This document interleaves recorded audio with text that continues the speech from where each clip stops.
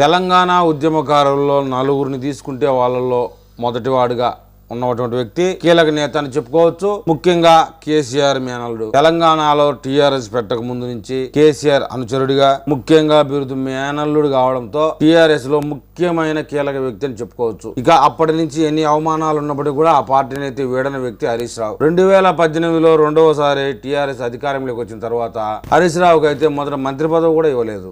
అది అవమానంగానే భావించారు తెలంగాణ ప్రజలు, హరీష్ రావు కూడా. ఎందుకంటే కేటీఆర్ని దాటిపోతా ఉన్నాడు ఇమేజ్లో. అతను చేసే పనుల్లో కానీ, అతను నడిచే విధానంలో కానీ, కార్యకర్తలను దగ్గర తీసుకునే దాంట్లో కానీ, పార్టీలో డబుల్ షూటర్గా కూడా పేరు పొందాడు. కేసీఆర్ తర్వాత వారసత్వం కేటీఆర్కి రావాలి కానీ హరీష్ రావుకు పోతుందని ఒక భయంలోకి తీసుకెళ్లాడు. ఆ ఉద్దేశంతోనే హరీష్ రావుని 2 సంవత్సరాలు మంత్రి పదవి ఏమి లేకుండా పక్కన పెట్టేయడం జరిగింది. ఇక ఆ సమయంలో హరీష్ రావు బీజేపీ లేకపోతాడన్న సమాచారం, కాంగ్రెస్ లేకపోతాడని, ఇంకో దాంట్లో లేకపోతాడని ప్రచారం జరిగింది. హరీష్ రావు టీఆర్ఎస్ లో కేసీఆర్ తర్వాత అత్యంత ప్రజాదరణ కలిగిన నేత అని చెప్పడంలో ఎలాంటి అతిశయోక్తి లేదు. హరీష్ రావు అయితే గ్రౌండ్ లెవెల్ నుంచి ఎదిగాడన్న విషయం మనందరికీ తెలుసు. కేటీఆర్ కన్నా ప్రజల్లో ఫాలోయింగ్ హరీష్ రావుకి ఎక్కువ అనే విషయం. హరీష్ రావు కూడా ఉద్యమంలో కేటీఆర్ కంటే చురుగ్గా పనిచేశాడు. ఉద్యమంలో మంచి మంచి బేరాలు దొరికేటప్పటికి కేటీఆర్ అమెరికా నుంచి తెలంగాణ వచ్చాడని అప్పట్లో ప్రచారం జరిగింది. అది మనందరికీ తెలిసిందే. అతని విషయానికి వెళ్తే నేను తెలంగాణ ప్రజలు మాత్రం ఉద్ధరించడానికి విదేశాల్లో ఉద్యోగాలు వదిలొచ్చారని చెప్తాడు. అది వేరే విషయం. అయితే తాజాగా హరీష్ రావు తెలుగుదేశంలోకి పోతా ఉన్నాడు, సంప్రదింపులు జరుపుతా ఉన్నాడు అనే విషయం పెద్ద ఎత్తున ప్రచారం జరుగుతా ఉంది. వాస్తవానికి అందులో ఒక 10% కూడా నిజం లేదని తెలుస్తా ఉంది. హరీష్ రావు ఆ టీఆర్ఎస్ బీఆర్ఎస్ ను వదిలే అవకాశాలు లేవని పక్కగా కనబడతా ఉంది. మంత్రి పదవి రానప్పుడు, పెద్ద పెద్ద అవమానాలు జరిగినప్పుడే ఆ పార్టీని వీడని హరీష్ రావు తెలంగాణలో ఉన్న 32 లక్షల తెలుగుదేశం పార్టీ ఓటర్లని ఆకర్షించడం కోసం ఇది ఒక ఎత్తుగడని చెప్తా ఉన్నారు. మరి టీఆర్ఎస్ బీఆర్ఎస్ ఎన్నికల్ ఎలక్షన్ పోల్ స్ట్రాటజీలో ఇది ఒక ప్లాన్ అని చెప్తా ఉన్నారు.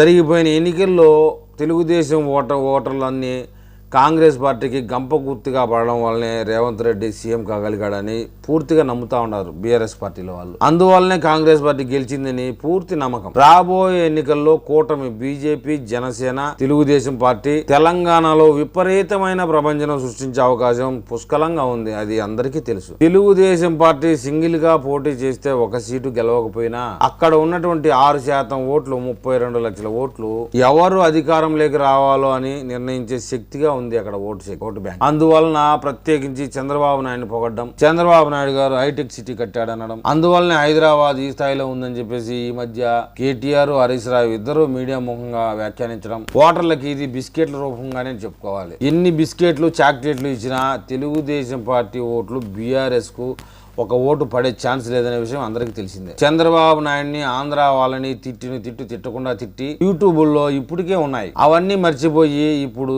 ఆంధ్రప్రదేశ్ ప్రజలు బీఆర్ఎస్ కు ఓట్లు వేస్తారనే మాట చెప్పుకోవాల్సిన అవసరమే లేదు. ఆంధ్ర వాళ్ళు మా ఉద్యోగాలన్నీ కాజేస్తున్నారు, మా నీళ్ళన్నీ తాగేస్తున్నారని, మా నిధులన్నీ తినేస్తున్నారని చెప్పేసి ప్రభుత్వ ఉద్యోగాలన్నీ వాళ్ళే కొట్టేస్తున్నారని విష ప్రచారం చేయడం కూడా మర్చిపోలేదు. ఇంటికి ఒక ప్రభుత్వ ఉద్యోగం ఇవ్వడం ప్రపంచంలో ఏ దేశానికి సాధ్యం కాకపోయినా తెలంగాణలో కేసీఆర్ చెప్పేయడం, తద్వారా ముఖ్యమంత్రి కావడం, ఆ యొక్క మాటలను నిలబెట్టుకోలేకపోవడం జరిగిపోయింది. బంగారు తెలంగాణ చేస్తానని చెప్పి ప్రజల్ని మోసం చేసి 10 ఏళ్ల పాటు తెలంగాణని పీల్చి పిప్పి చేశారు. కాళేశ్వరం ప్రాజెక్టు కట్టి 9-10 ఏళ్ళు తిరగకముందే, ఈ ఎన్నికలకు ముందే అది కుంగిపోవడం మనందరికీ తెలిసిందే. విచిత్రంగా కూలబడిపోయింది. దాంట్లో నీళ్లు నిల్వ చేయాలా లేదా అనే విషయం కేంద్ర జల సంఘానికి సంబంధించిన చీఫ్ ఇంజనీర్లే తలబట్టుకున్నారు. నీళ్లు నిల్వ పెట్టాలన్నా లేదా, నిల్వ పెడితే ఏమవుద్దు, నిల్వ పెట్టకపోతే ఏమవుద్దు అనేది ఒక విచిత్రమైన ప్రశ్నగా ఏర్పడింది. 12 టీఎంసీలు నీళ్లు నిల్వ చేస్తే ఏదైనా కొట్టుకొని పోతే 12 లక్షల మంది ప్రాణాలు గాల్లో కలిసిపోయే ప్రమాదం ఉందని అంచనా వేశారు. మరి అంత స్ట్రాంగ్ గా కట్టారు. ఎంత శాతం కమిషన్ తీసుకున్నారో ఏమో.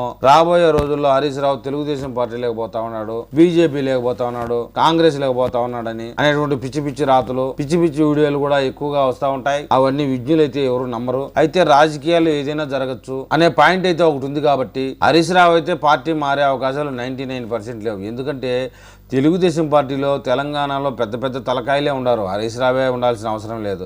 హరీష్ రావు రావడం ద్వారా తెలుగుదేశం పార్టీ పెరిగిపోద్ది అనేది ఏం లేదు. బాలకృష్ణ రాబోయే రోజుల్లో కూడా భరిస్తాడు. ఇవన్నీ బీఆర్ఎస్ ఎలక్షన్ జిమ్మిక్కులు మాత్రమేనని మనం తెలుసుకోవాలి. తెలుగుదేశం పార్టీ సానుభూతి పరులు ఓట్లు టీఆర్ఎస్ బీఆర్ఎస్ కు లాక్కునేందుకు జిమ్మిక్కులు, అతి తెలివితేటలు కానీ మనం తెలుసుకోవాలి తప్ప అందులో ఎలాంటి నిజము లేదు.